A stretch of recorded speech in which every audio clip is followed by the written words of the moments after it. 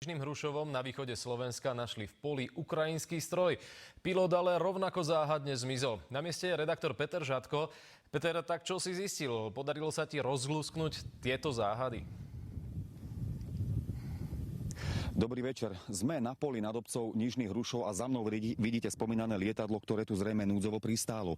Miestni hovoria, že okolo 5. nad ránom počuli silný buchot, no nevenovali tomu pozornosť. Až okolo 1:30 popoludní prišiel na pole predseda miestneho družstva. Ťažko povedať, či išiel pozrieť úrodu, no našli tu toto lietadlo. Okamžite to oznámili starostovi, policajtom a hasičom. Tí prišli na miesto, lietadlo prezreli, zabezpečili, no nenašli tu žiadnu osobu. To znamená, že ani pilot tu nebol.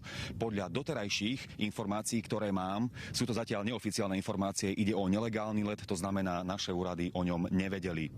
Svedčia o tom aj dve diery, ktoré môžete vidieť na zadnej časti lietadla, to znamená na oboch stranách. Pilot predtým nezmizol, vraj vyrezal identifikačné znaky z tohto lietadla.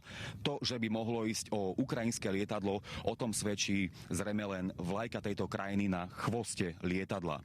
V kokpite sa našli na zemi ukrajinské papieriky a približne 80 metrov od miesta, kde lietadlo núdzovo pristálo, sa našli roztrhané pravdepodobne ukrajinské doklady a taktiež aj fotografie. Pozbierali si to kriminalistickí technici a budú to teraz vyhodnocovať. To, že chcel pilot zrejme zahľadiť stopy, o tom svedčí aj pokus podpáliť toto lietadlo, ale sa mu to nepodarilo vraj, lebo fúkal silný vietor.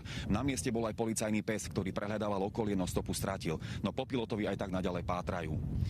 Čo ešte môžem povedať, že na miesto sa chystajú aj vyšetrovatelia z leteckého úradu, ale pravdepodobne až zajtra ráno, ktorí lietadlo dôkladne prezrú a následne ho naložia a odvezú. No zaujímavé, že len tak si preletí naše hranice.